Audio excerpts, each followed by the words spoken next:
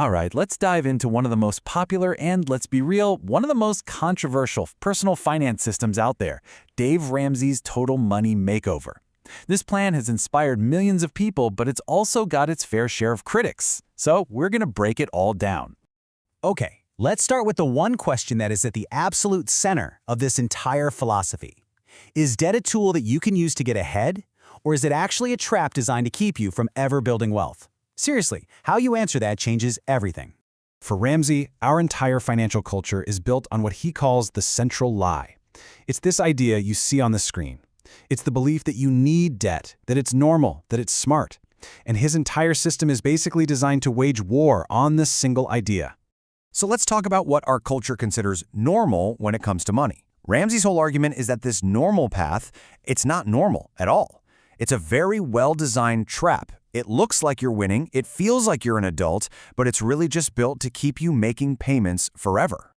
And I mean, look at this list. How familiar does this sound? Racking up credit card points, having a car payment, taking out student loans, getting the biggest mortgage the bank will give you.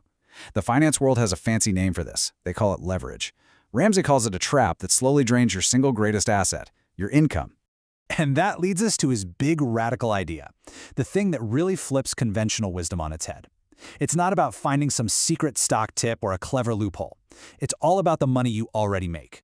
This is it. This is the core belief. Your paycheck, the money you bring home from your job, is the most powerful wealth-building tool you will ever get your hands on. Not a credit card, not a loan, your income.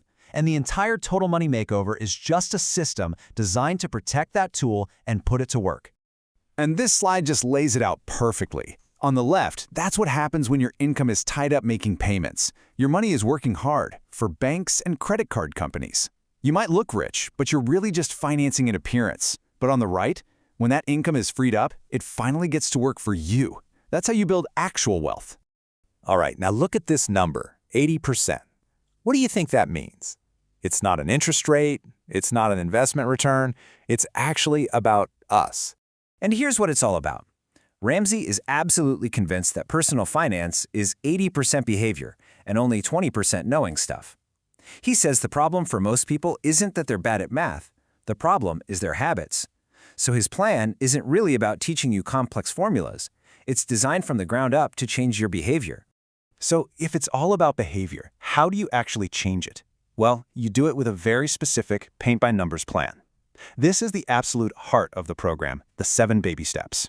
And the non-negotiable rule is you have to do them in order, one at a time, with what he calls gazelle intensity. And here's the whole roadmap. You can see the logic, right? You start small, getting $1,000 saved up so a flat tire doesn't wreck your life. Then you go to war on debt. After that, you build up a much bigger safety net. And only then, once you're secure, do you start focusing on the big stuff, like investing and paying off the house. The order is everything. Okay, let's zoom in on the engine of this entire plan. This is the part that gets all the headlines and causes all the arguments online, the debt snowball. This is the powerhouse behind baby step 2.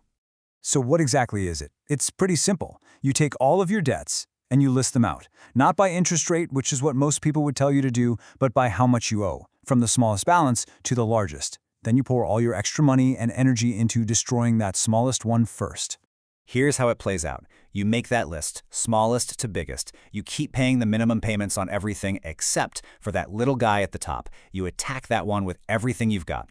Once it's paid off, poof, gone. You take the payment you were making on it and you add it to the minimum payment for the next debt on the list. So your attack amount gets bigger and bigger, like a snowball rolling downhill. It builds incredible momentum. And Ramsey is not kidding around here. This isn't a casual, I'll get to it when I can kind of thing. He uses this metaphor of a gazelle sprinting for its life to escape a cheetah. It's that kind of focus. It's an all-out war on your debt. Now, as you can imagine, this leads to the big debate.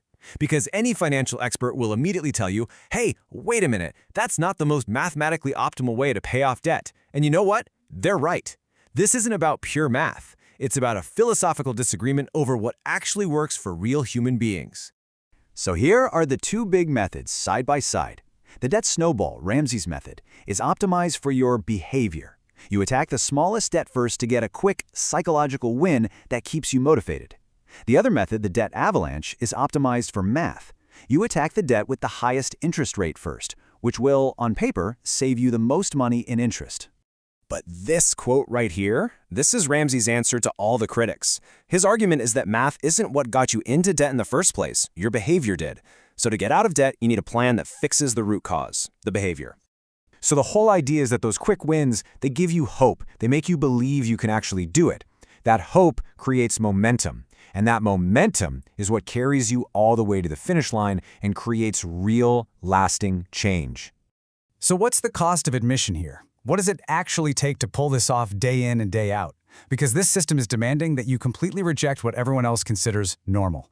Well, the price is sacrifice. It means you're doing a written budget every single month, where every single dollar has an assignment before the month begins. It means you cut out all the fun stuff for a while, restaurants, vacations, subscriptions, until that debt is gone. You sell stuff you don't need, you pick up extra work, and you make a hardcore decision that you are done borrowing money. Forever. And this quote really sums up the entire mindset. The whole point of the plan is to permanently break this relationship. It's about taking back control so that your future, your income, and your peace of mind belong to you, not to a bank. And we'll leave you with Ramsey's most famous saying, but posed as a question for you to think about. This is the core promise of the whole thing. If you're willing to make sacrifices now that most people aren't willing to make, could you in the future live a life that most people can only dream about? The plan says yes, but the choice, of course, is always yours.